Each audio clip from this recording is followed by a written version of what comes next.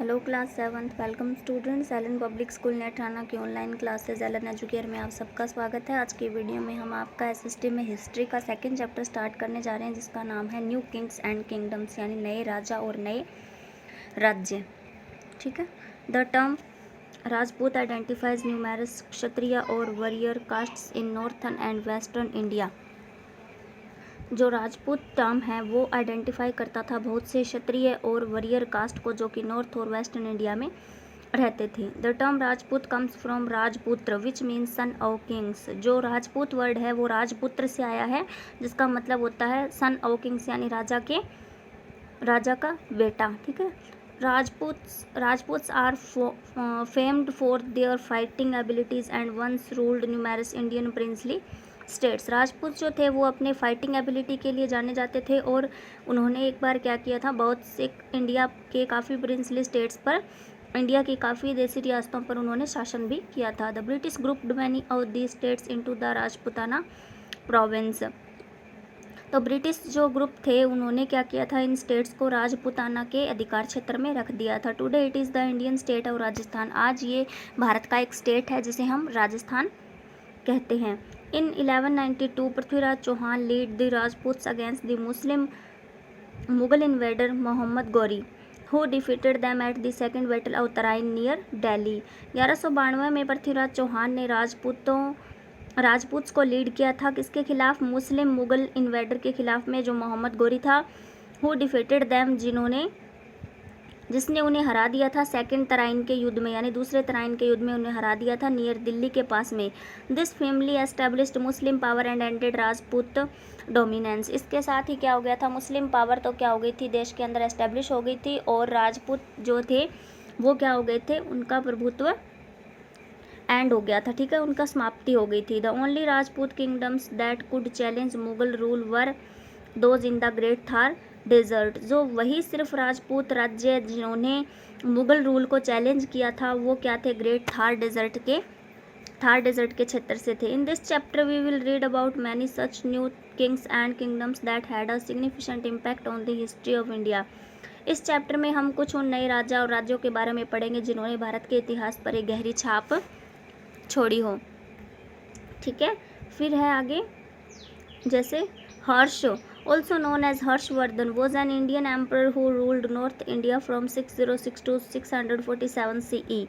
हर्ष कहते हैं जिन्हें हर्षवर्धन के नाम से भी जाना जाता है, जो भारत के क्या थे, एम्परर थे, शासक थे, जिन्होंने नॉर्थ इंडिया पर 606 से लेकर 647 CE तक शासन किया था। After his death northern India broke up into numerous smaller kingdoms. इनकी डेथ के बाद में नॉर्थन इंडिया यानी उत्तरी भारत बहुत से अलग अलग छोटे छोटे राज्यों में बंट गया। Many of which are ruled by the Rajputs, यानी राजपुत्र। इनमें से बहुत सारों पर किसने शासन किया, राजपूतों ने शासन किया। Along with 2 other powerful kingdoms, 2 और शक्तिशाली राज्य थे जो थे the Pratiharas of the Rajput clan ruled upon northern India from all round 750 CE to 1000 CE। Pratiharas थे जो राजपूत कुल के थे, जिन्होंने नॉर्थन इंडिया पर लगभग 750 से लेकर 1000 CE तक शासन किया था। This was followed by the Rajput clan such as the Tomars. ये मतलब किसके द्वारा फॉलो किया गया था, राजपूत कुल के लोगों के द्वारा किया गया था, जो तोमर नाम से जाने जाते थे। Who built the city of Delhi का, यानी Delhi.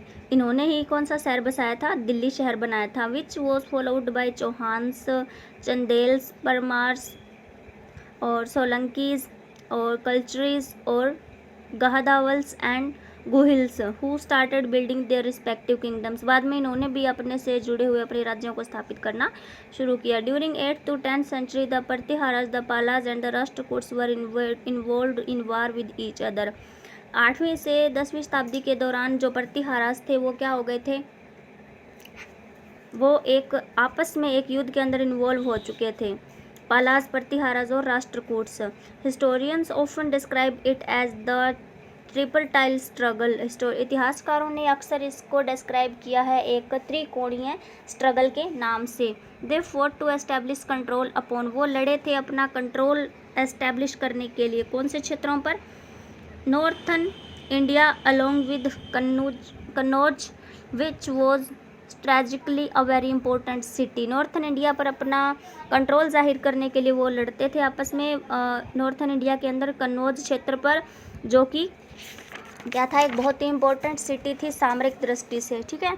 Located at the bank of river Ganga, ये गंगा नदी के किनारे पर स्थित थी। It content rich resources of the river along with trade and agriculture, ये क्या था, एक व्यापार और कृषि की दृष्टि से नदी के पास होने की वजह से काफ़ी स्रोत की दृष्टि से काफ़ी महत्वपूर्ण जगह थी।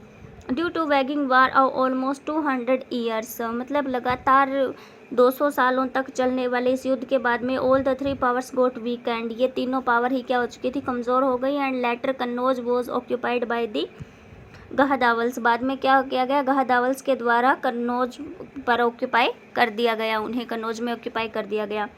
Along with these kingdom the Cholas were a powerful kingdom in the extreme south, इन राज्यों के अलावा चोलास जो थे वो भी एक शक्तिशाली राज्य था, जिसने मतलब किंगडम थी, जिन्होंने एक्सट्रीम साउथ के ऊपर क्या किया था, ज़्यादातर साउथ पर उन्होंने अपना राज्य किया था। कश्मीर, नेपाल, असम यानी कामरापुरा और उत्कला यानी Orissa and the Arabs in Mansur and Multan were significant independent kingdoms, ये भी क्या थे, अपने आप में इंडिपेंडेंट राज्य थे अलग। Look at the map given on the last page, identify the area under the Rashtrakutas, the Palas and the Gurjara Pratiharas. ठीक है, तो इनके अंडर में आने वाले एरिया को आपको आइडेंटिफाई करना है मैप में देख के। Locate Prayag and Kannauj on the map, Prayag और कन्नौज को क्या करना है, मैप के ऊपर लोकेट करना। On which respective river banks are they situated, और कौन सी नदी के किनारे पर वो स्थित हैं, ये भी आपको उसमें पता लगाना है। उसके बाद है Nagabhata second, the founder of the Pratihara dynasty, जिन्होंने नागभट्ट सेकंड जिसने कि प्रतिहारा वंश की स्थापना की थी, फाउंडर थे उसके वो। Vatsaraja and Bhoja were the most powerful rulers of this dynasty who ruled for a long period of time. Vatsaraja और भोजा जो थे वो मोस्ट पावरफुल शासक थे इस वंश के, जिन्होंने लंबे समय तक शासन किया। Raja Bhoja established a powerful kingdom in northern India with Kannauj as its capital. Raja Bhoja ने क्या किया था, एक बहुत ही पावरफुल किंगडम एस्टेब्लिश किया था नॉर्थन इंडिया में, जिन्होंने कन्नौज को अपनी राजधानी बनाया। He also issued silver coins which content the image of Brahma the bore अवतार ऑफ लॉर्ड विष्णु। ठीक है, तो इन्होंने क्या किया था, सिल्वर के कॉइन जारी किए थे, जिनके ऊपर इन्होंने ब्रह्मा की इमेज लगवाई थी, जो कि क्या थे, लॉर्ड विष्णु के अवतार थे। Then Sulaiman an Arab trader has also written about the prosperity of Bhoja's empire and his fine cavalry skills. Sulaiman था एक अरब ट्रेडर था, जिसने भोजाज एम्पायर यानी भोजा की साम्राज्य के बारे की, उनकी प्रॉस्पेरिटी, उनकी समृद्धि के बारे में लिखा था, और उनकी अच्छी खासी जो बख्तरबंद सेना के जो स्किल्स थे उनके बारे में भी उसने लिखा था। एन इंस्क्रिप्शन इन करनाल यानी Haryana contents the record of the sale of horses by several horse dealers. जो करनाल हरियाणा में है वहाँ एक इंस्क्रिप्शन लिखा हुआ मिलता है, जिसके अंदर एक रिकॉर्ड है, एक हॉर्सेज की सेल का रिकॉर्ड मिलता है, जिसके अंदर बहुत सारे घोड़े खरीदने वाले जो डीलर्स होते हैं वो आए थे। This significance a brisk trade between the Pratiharas and central Asia and that India imported horses from there and Arabia. ऐसा माना जाता है कि ये एक काफ़ी मजबूत व्यापार था प्रतिहाराज और सेंट्रल एशिया के बीच में, जहाँ से इंडिया क्या करता था, हॉर्सेज को इम्पोर्ट करता था, यहाँ से भी और अरेबिया से भी। Al-Masudi, another prominent Arab traveler, has written about the king's army. एक अल-मसूदी था जो दूसरा एक प्रोमिनेंट अरब ट्रैवलर था, एक यात्री था, जिसने भी राजा की आर्मी के बारे में लिखा है। He says that it had 4 divisions with 7 lakh to 9 lakh man. उसने लिखा है कि इनकी ना सेना की 4 डिविजन्स होती थी, जिसमें 7 लाख से 9 लाख तक के आदमी होते थे। The army of the north fought with the ruler of Multan and other rulers, and the army of the south fought with the राष्ट्रकूट्स and the eastern पालास। जो नॉर्थ की आर्मी होती थी वो मुल्तान के राजा के साथ में युद्ध करती थी, और जो दूसरे रूलर्स के साथ में भी, और जो साउथ की आर्मी होती थी वो राष्ट्रकूट्स और ईस्टर्न पालास के साथ में युद्ध करते थे। This army imposed a check on the power of the Arabs and it played a significant role in keeping India protected from foreign invaders from almost 300 years from 1712 CE to 1000 CE। ये जो army है इसने क्या किया था, check impose, इन्होंने check on the power of the Arabs, इन्होंने मतलब अरब्स की जो पावर थी उसके ऊपर चेक इम्पोज किया था, और इन्होंने एक बहुत ही अच्छा रोल प्ले किया था इंडिया को फॉरेन इन्वेडर से प्रोटेक्ट करने में ऑलमोस्ट 300 सालों तक, 712 CE से लेकर 1000 CE तक।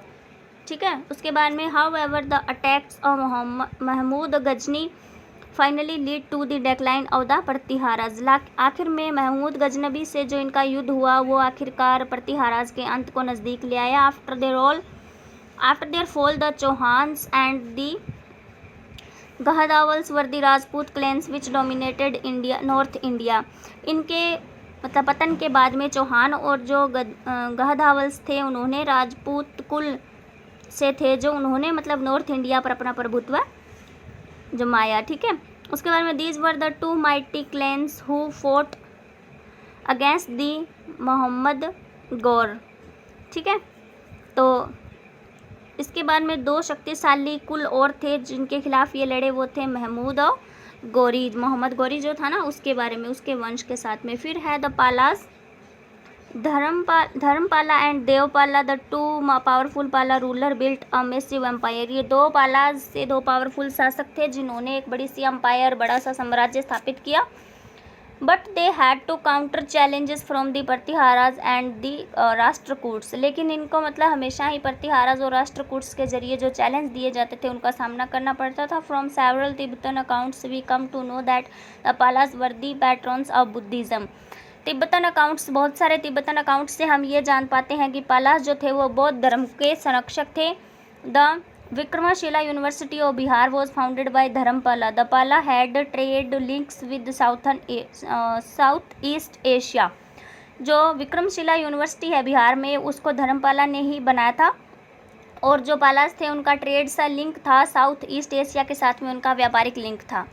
उसके बाद में है Rashtrakutas, the Rashtrakutas ruled upon the Maharashtra region between 750 CE to 970 CE, Rashtrakutas जो थे उन्होंने वो जो महाराष्ट्र रीजन से थे उन्होंने 750 से लेकर 970 CE के बीच में इस पर शासन किया। Maharashtra was ruled by efficient and able administrators and warriors, Maharashtra के ऊपर जिसने शासन किया वो काफ़ी एफिशिएंट थे और एबल मतलब योग्य प्रशासन था, और वॉरियर्स योद्धा भी अच्छे थे, जैसे like among verse who also wrote poetry in Kannada language, जैसे कि अमोंग वर्स था इसने क्या किया था, कन्नड़ लैंग्वेज में पोइट्री भी लिखी थी। And Krishna second during this time almost 200 years, और कृष्णा सेकंड भी था जो इसी दौरान 200 साल तक उसने भी इसके लिए काम किया था। They fought with the Pratiharas and the Palas along with the Pallavas और कांचीपुरम, इन्होंने मतलब they fought with the Pratiharas, ये प्रतिहाराज और पालाज के साथ में लड़े, और साथ में जो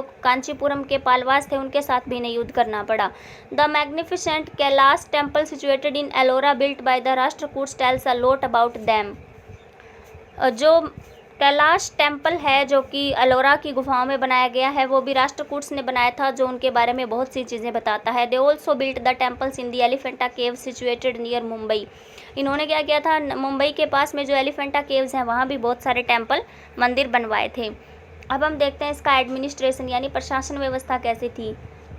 अल Masudi mentioned about the great powers and prestige of the Pratihara rulers and the vastness of their empire, Al Masudi जो है इन्होंने इनकी ग्रेट पावर के बारे में बताया है, मेंशन किया है, इनकी ख्याति के बारे में मेंशन किया है, किसकी, प्रतिहारा रूलर्स की, और वेस्टनेस ऑफ देयर एम्पायर, और उनकी साम्राज्य की मतलब जो शक्ति थी उसके बारे में इन्होंने इसमें काफ़ी ज़्यादा डिस्क्राइबली बताया है। Once he visited the royal court of a Pratihara ruler of Kannauj, एक बार वो क्या गए थे, कन्नौज के एक प्रतिहारा रूलर की शाही दरबार में पहुंचे। ही rights that the king was at the centre of the entire administration, उन्होंने लिखा, वो लिखते हैं कि इनके राजा क्या करते थे, पूरे प्रशासन के बिल्कुल बीच में बैठते थे।